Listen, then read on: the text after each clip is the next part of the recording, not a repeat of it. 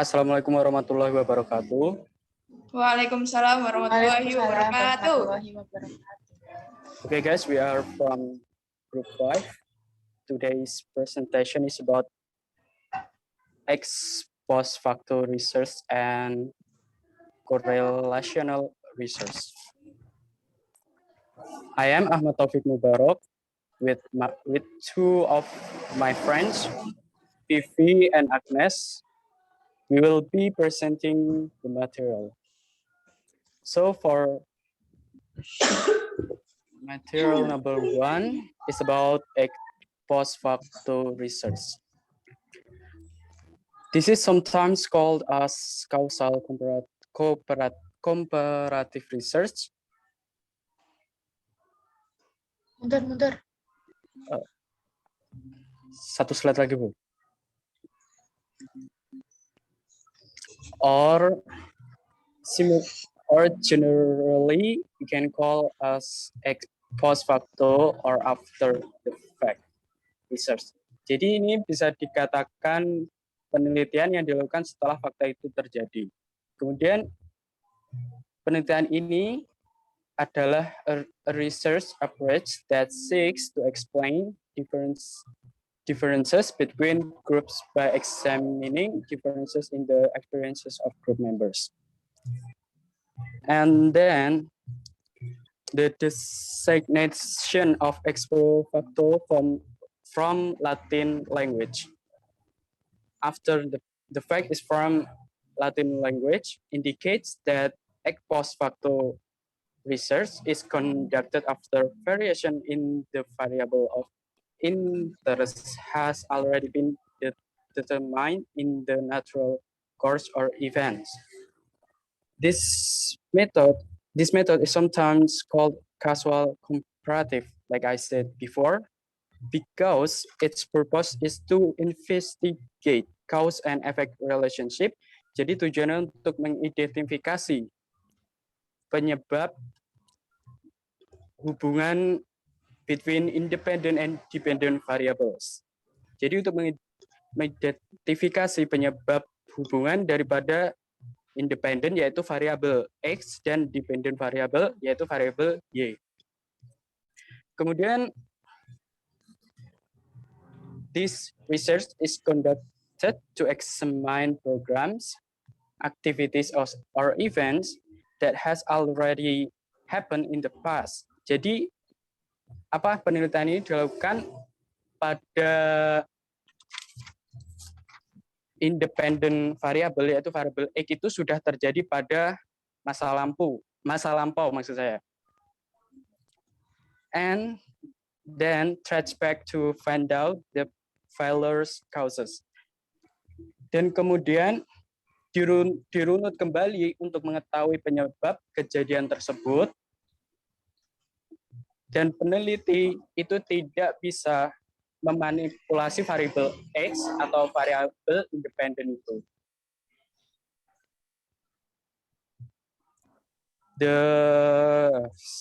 Kemudian slide 2. The next.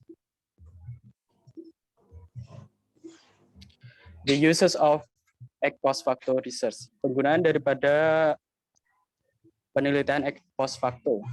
Ex post facto research is begun by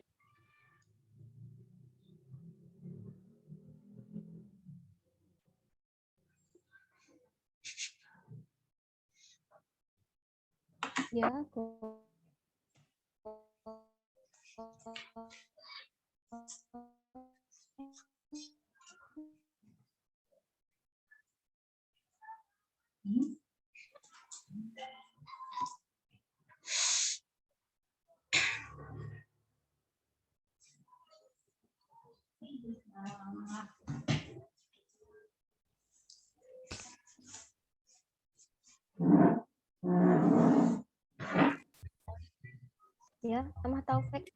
Saya bentar. Keputus mau. Sorry.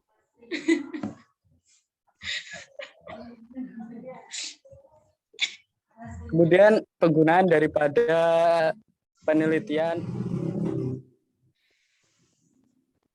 penggunaan daripada penelitian ex post facto. Ex post facto research is begun by describing the present situation which considered as a result of factors that occurred previously, then trying to investigate backwards to determine the factor that suspected to be the cause and has operated in the past.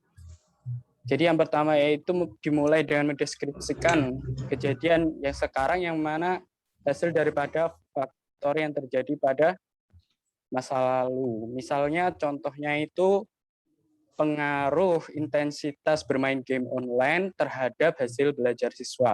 Ini ada dua variabel, yang mana variabel yang pertama yaitu variabel X yang tidak dapat diubah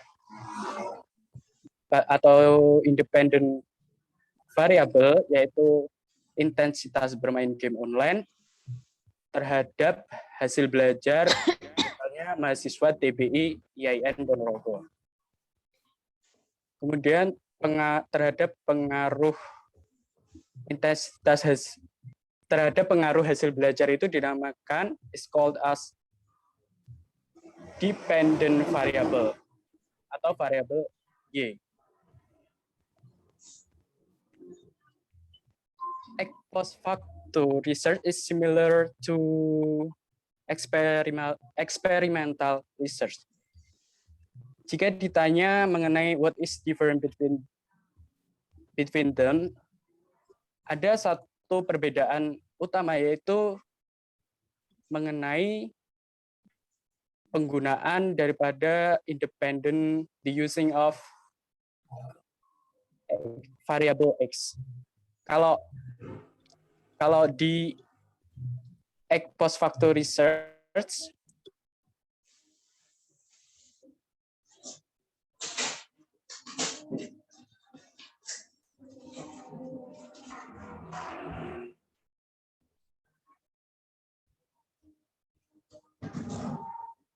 penelitian. For the next slides, we will be presenting by my friends Vivi or Agnes. Okay, next, correlational research. Correlational research is a type of research that assessing the relationship among two or more variables in a single group. Type of research seeks to determine the degree of relationship between two or more variables. Jadi correlational research adalah sebuah research statistik yang meneliti tentang adakah keterkaitan antara dua variabel. Kemudian the relationship coefficient of correlational research. The first is positive relationship. If the increase in the value of the independent variable X accompanied followed by an increase in the value of the variable Y, it can also be interpreted as a decrease in the value of the variable X, accompanied or followed by a decrease in the value of variable Y. Jadi, relationship positif itu apabila antara variabel X dan variabel Y itu sama-sama memiliki peningkatan. Misalnya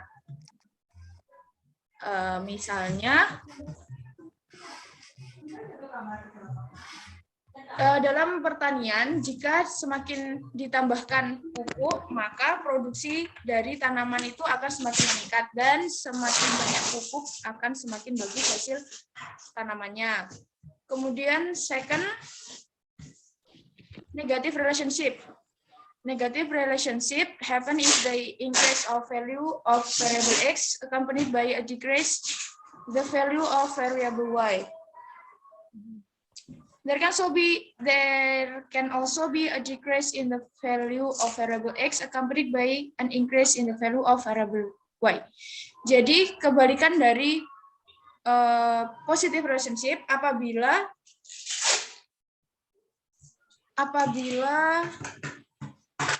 variabel X itu mengalami peningkatan, maka variabel Y-nya mengalami penurunan. Contohnya, apabila suatu produk itu harganya naik, maka minat pembeli terhadap produk itu akan semakin berkurang. So the next is no relationship. It is happen if the increase or decrease in the value of the variable x not followed by an increase or decrease in the value of variable. Jadi tidak ada hubungan antara kenaikan variabel x dengan kenaikan variabel y. Contohnya, tinggi badan seseorang itu tidak mempengaruhi seberapa panjang rambutnya. So next explanation will be explained by Agnes Rahujana.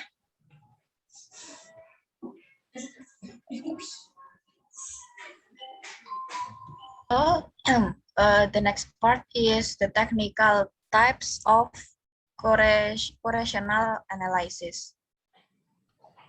First, product moment correlation or percent.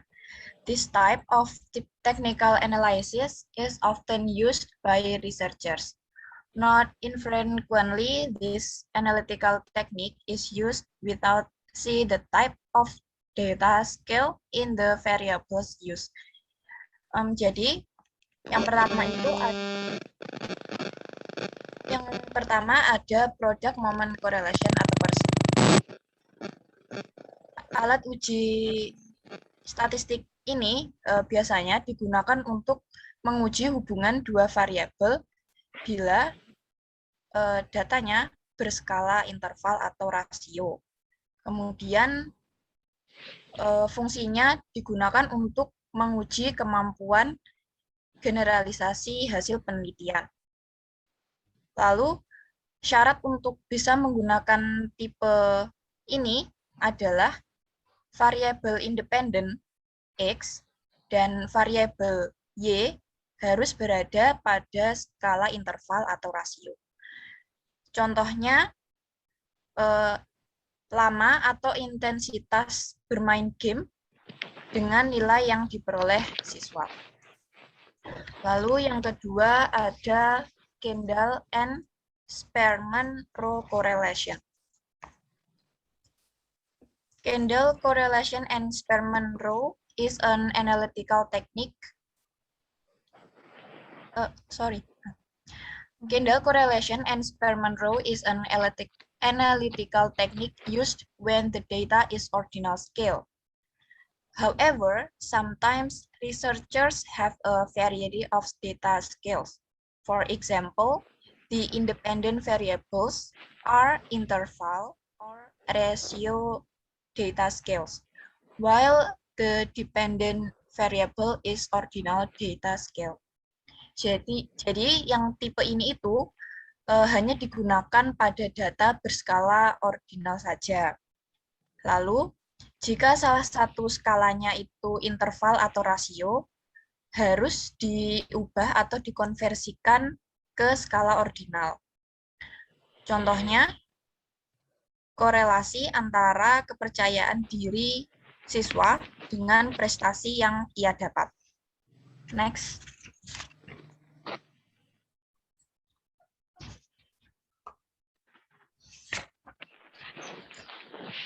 And the last, contingency coefficient correlation.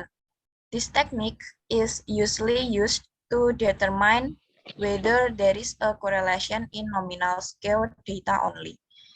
Jadi, tipe yang terakhir ini biasanya digunakan untuk menentukan apakah ada korelasi atau hubungan dalam suatu data yang berskala nominal. Contohnya, korelasi antara major choice dengan hobbies yang digemari atau dilakukan oleh pelajar. So there is my presentation with my group. Any question?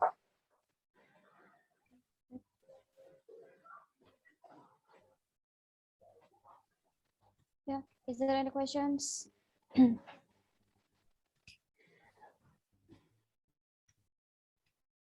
Is there any questions, guys? Is it clear so far?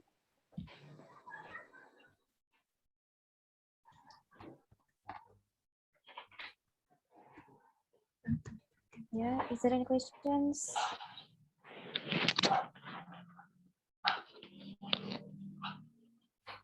Is it clear so far? Sudah paham semuanya? Berarti minggu depan sudah siap ya untuk mid test? Aduh, Insya Allah, Mon. Insya Allah. Bismillah.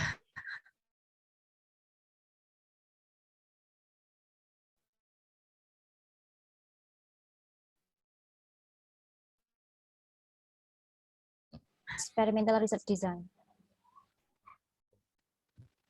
The different apa, Mam? Between experimental research, the difference between experimental research that your first last and your materials today, that is, so what is the difference and how can they differ? Jadi perbedaannya apa, terus pada saat kamu membedakannya dari judulnya atau dari desainnya itu bisa tahu kalau ini eksperimental, kalau ini non eksperimental itu gimana? Oh, Oke.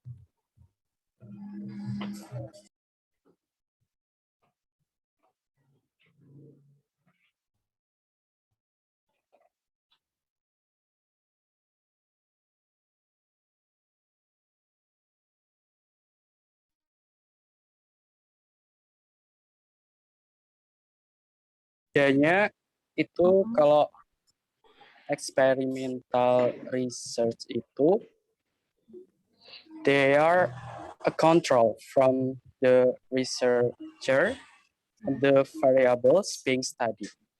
Kalau yang non eksperimen itu there is no control, man.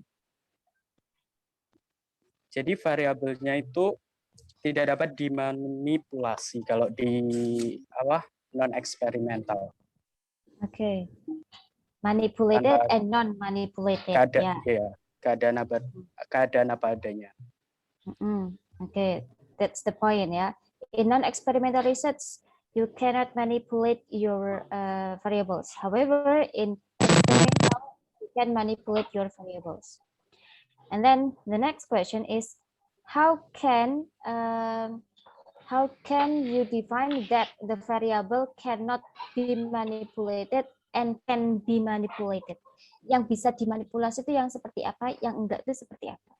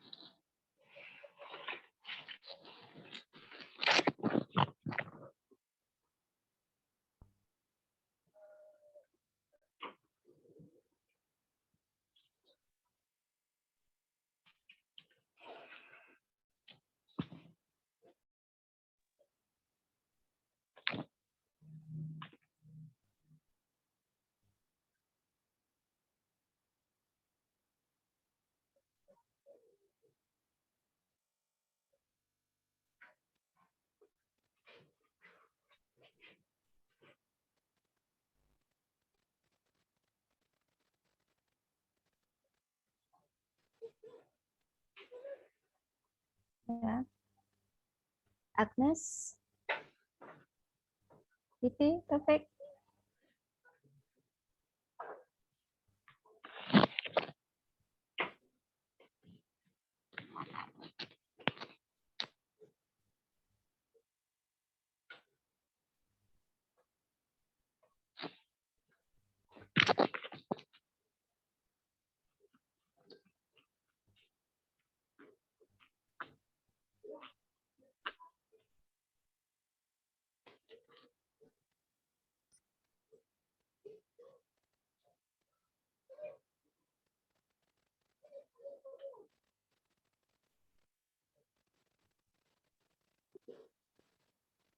Kalau yang bisa dimanipulasi itu objeknya itu diteliti secara langsung, directly,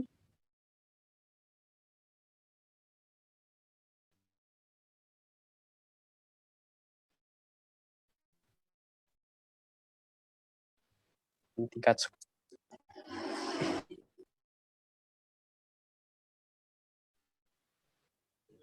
pekerjaan rumah atau PR dengan prestasi belajar. Yang Kemudian kalau dimanipulasi apanya itu? Yaitu apakah pemberian pekerjaan rumah itu berpengaruh terhadap prestasi belajar? Apakah dengan pemberian pekerjaan rumah itu dapat prestasi belajarnya itu increase atau decrease?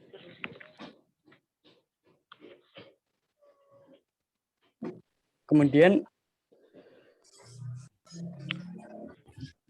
jadi apa kalau variabel X-nya pemberian pekerjaan rumah itu dapat dimanipulasi independennya. Kemudian jika non eksperimental itu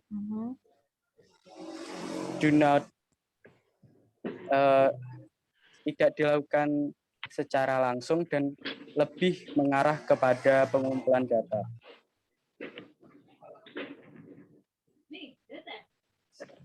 Contohnya pengaruh intensitas bermain game online terhadap hasil belajar.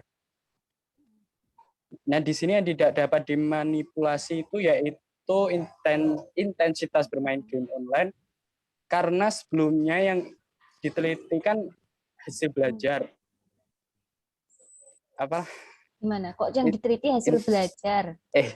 Gini, Mam.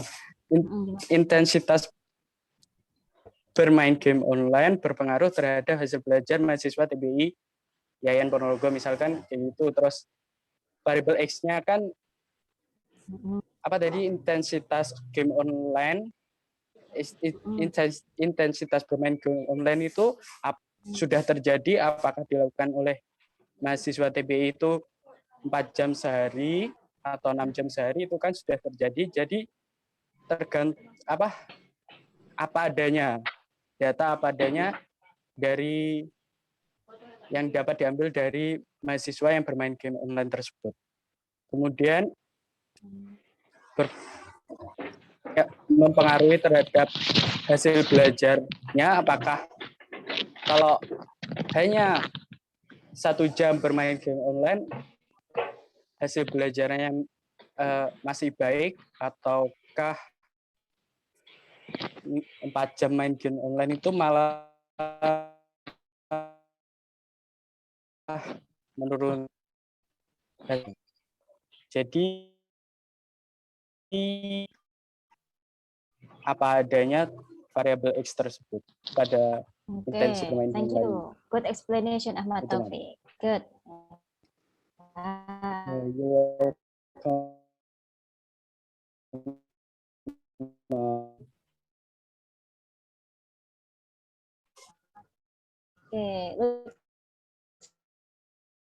Via Agnes, do you want to ask some more information?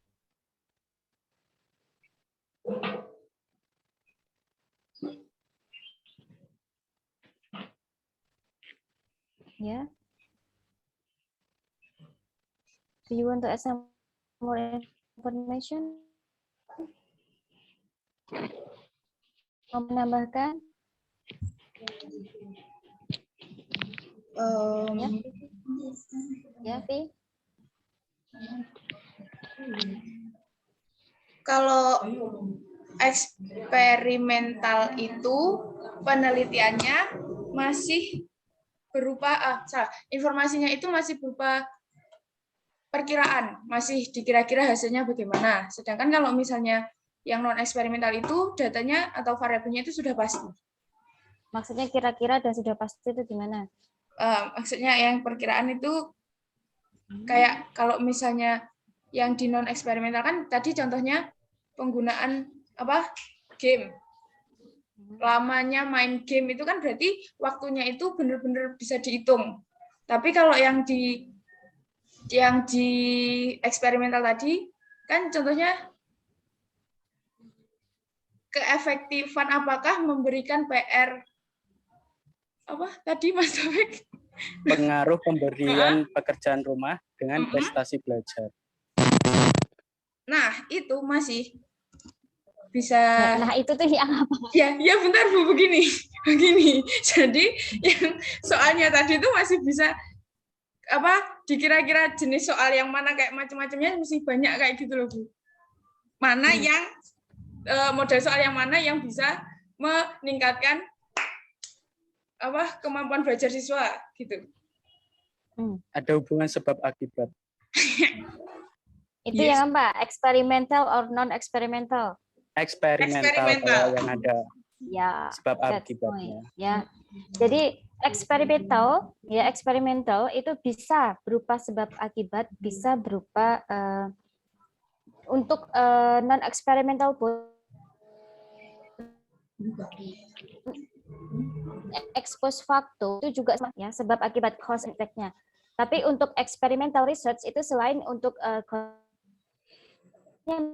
mereka menggunakan komparatif, jadi membandingkan. Itu yang dilakukan dijelaskan kemarin oleh kelompok sebelumnya ya. As about experimental research, ada pre-experimental, true experimental, quasi-experimental, so they compare.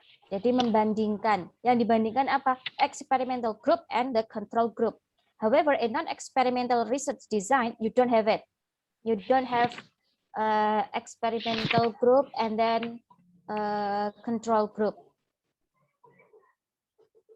In ex post facto research, you have the effect. Jadi kamu sudah ada efeknya, kamu sudah ada kenyataannya. Makanya disebut sebagai ex post facto. Sudah terjadi, sudah ada faktanya, ya. Ex post facto. Jadi sudah ada. And then berarti kamu menganalisa kira-kira ini penyebabnya apa ya? Hipotesisnya seperti itu. Tadi yang disamakan sama Vivi tadi. Yang dipredik ya kalau di experimental research hasilnya kira-kira gimana ya, ekspektasinya gimana ya. Tetapi untuk non-experimental research, especially in ex post facto, it means that you have to predict the causes. Jadi penyebabnya apa ya? Apakah A menyebabkan B dan B ini sudah terjadi. Jadi bukan akan terjadi tapi sudah terjadi, sudah ada di sini. Tadi contohnya Taufik adalah prestasi belajar dengan main game online. Taufik bisa mengatakan prestasi belajar dengan game online jika pada saat itu di kelas itu memang terjadi bahwa kebanyakan mayoritas siswanya bermain game online. Dilihat nih prestasi belajarnya. Kok prestasi belajarnya ini banyak yang turun ya? Ini kenapa ya? Jadi ada problemsnya. Masalahnya apa sih? Kenapa ini kok nilainya banyak yang turun ya? Masalahnya apa ya? And then you have to observe. Mereka kebiasaannya seperti apa ya? Oh, ternyata mereka suka bermain game online misalkan. And then you have to you try to find out seberapa seringkah mereka melakukan seperti itu. Jadi kamu sudah mengetahui ya, oh ternyata cost-nya seperti itu. And then kamu mau tahu, jadi seberapa sih pengaruhnya terhadap prestasi mahasiswa tuh? Intensitas yang seperti apa akhirnya membuat mereka jadinya seperti itu. Tetapi kalau dalam research,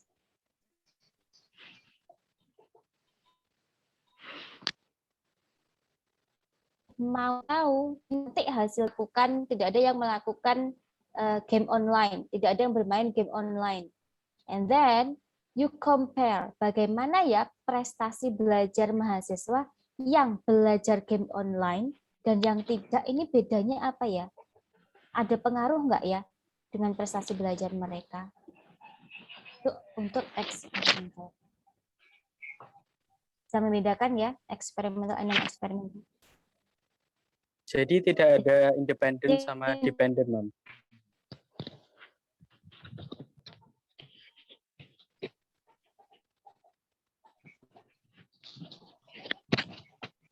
Jadi, amo anak-anak kamu jangan power ya, setengah pasien di power tapi anak macam jadinya tempe man bergerak pengajaran. Ya, Ahmad Taufik kenapa? Kurang terlalu sih. Jadi di non eksperimental itu nggak ada yang dinamakan independen sama dependent variable. Kemudian adanya variabel X sama variabel Y gitu, Mam. Soalnya kan tidak ada sebab akibat. Suaranya putus-putus. Oh iya, maaf. Jadi kan di non eksperimental research itu nggak ada sebab akibat. Jadi variabel independen. Non-experimental research itu sebab akibat. Non-experimental research.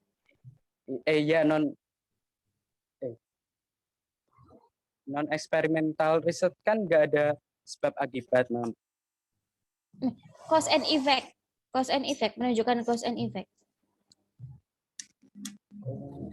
Ya, itu kemarin saya baca-baca nggak ada yang namanya independen sama dependent variabel, yang ada namanya variabel X sama Y. Apakah seperti itu, Mam? Oke. Oke. Jadi kalau untuk non-experimental ya, experimental research ini yang kita gunakan lebih pada independent variables-nya karena ini menunjukkan cause and effect.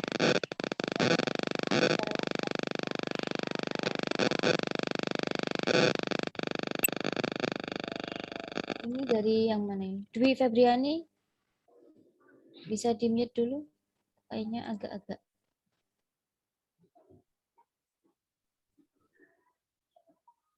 Sudah.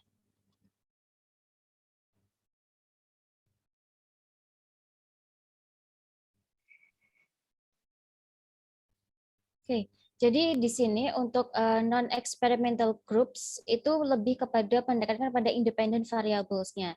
Jadi independent variables-nya itu non-manipulated. Jadi independent variable-nya itu tidak bisa dimanipulasi. Jadi ya sudah, ya naturally occur. Jadi ya yang terjadi sekarang ini bagaimana? Itu yang dijadikan sebagai independent variable-nya. Tetapi di sini ya experimental research itu sebenarnya ada menunjukkan perubahan. Jadi ada bukti, ada perubahan di situ yang menunjukkan bahwa independent variable itu mempengaruhi dependent variable. Tetapi kalau dalam non-experimental research itu secara umum kita nggak bisa melihat ini mempengaruhi dengan jelas, bahwa ini menyebabkan dengan jelas, itu tidak. Kenapa? Karena sebenarnya ada banyak sekali penyebab ya. Jadi misalkan kayak tadi, ada anak-anak yang nilainya banyak yang turun. Lalu kalian menyimpulkan bahwa mereka turunnya gara-gara kebanyakan game online, main game online misalkan. Itu kan sebenarnya hanya salah satu aja. Jadi itu bukan satu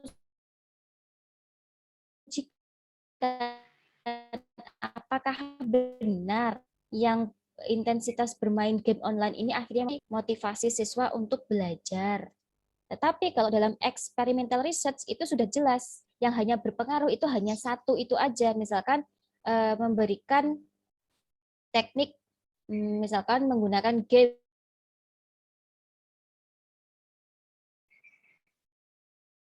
untuk meningkatkan eksperimental, akhirnya jelas perbedaannya.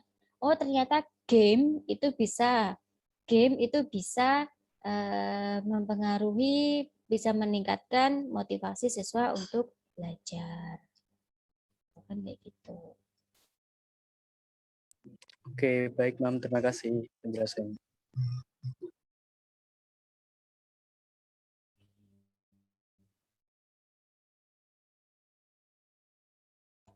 Tadi sudah dijelaskan juga untuk correlational ya. Jadi correlational ada yang positif, negatif, and zero.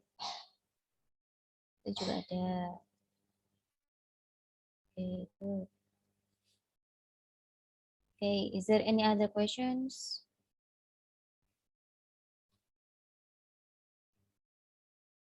Jadi dalam non experimental group ini you cannot choose the participant randomly. Karena yang terjadi itu ada ya cuma itu, misalkan yang suka main game anak TBIC ya, berarti kamu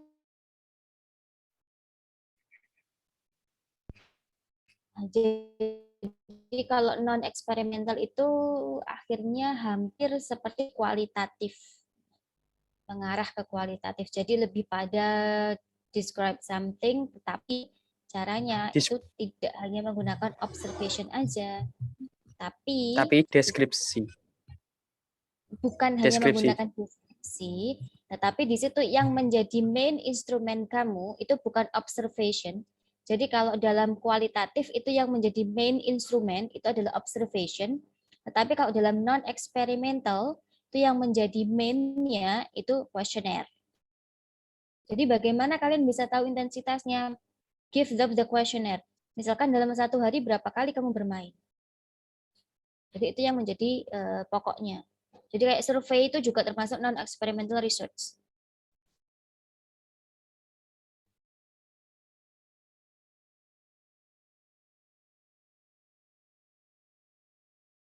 Jadi survei itu juga dalam research. Ini maksudnya ke dalam non experimental. Ya. Jadi cukup dengan surveinya lalu dilihat intensitasnya seberapa, berapa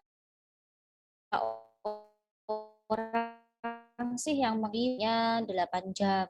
Ada yang menggunakan satu hari bermainnya 6 jam, 7 jam. Lalu bagaimana sih prestasi mereka? Nah, itu tetap tidak bisa menggunakan manual. Kalian tetap harus bisa menggunakan penghitungan, misalkan menggunakan SPSS, bisa. Untuk correlational, kalian bisa menggunakan, tadi ada beberapa, salah satunya menggunakan person product moment. Juga bisa. Di statistik sudah dibahas belum? Person product moment. Sudah. Dulu tapi pas semester 4.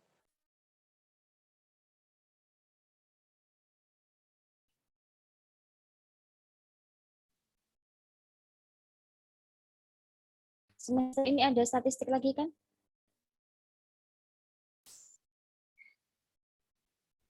Tapi belum nyampe situ ya. Oke.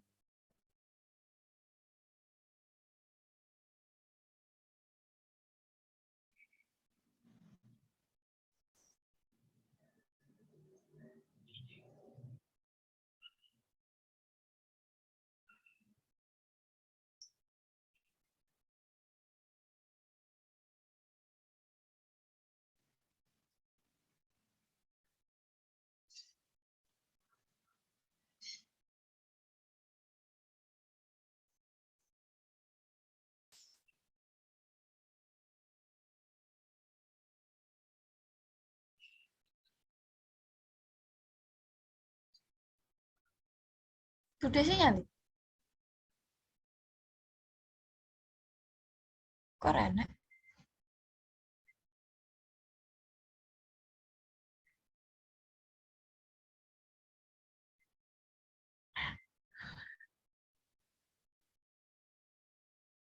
Bude sih keluar toh. Keluar.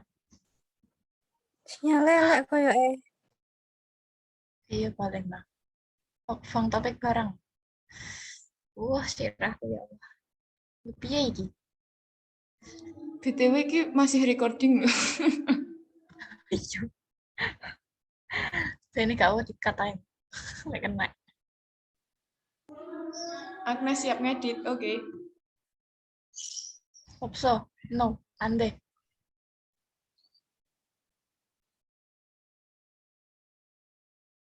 Ndi iki? Kundi. Pen pentala.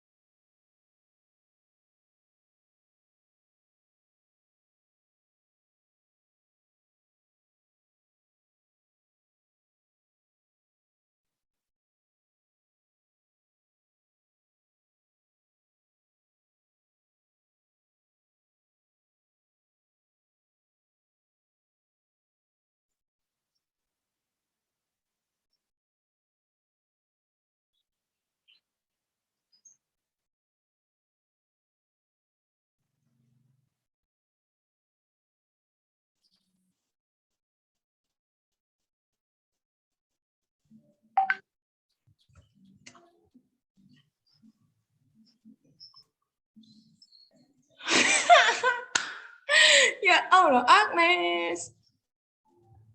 Okay, maybe enough here our presentation from group 5. We are sorry if you found some mistakes from us, and the last, wassalamualaikum warahmatullahi wabarakatuh. Waalaikumsalam warahmatullahi wabarakatuh. Thank you everyone. See you later. Next time. See you after me test. Bye-bye.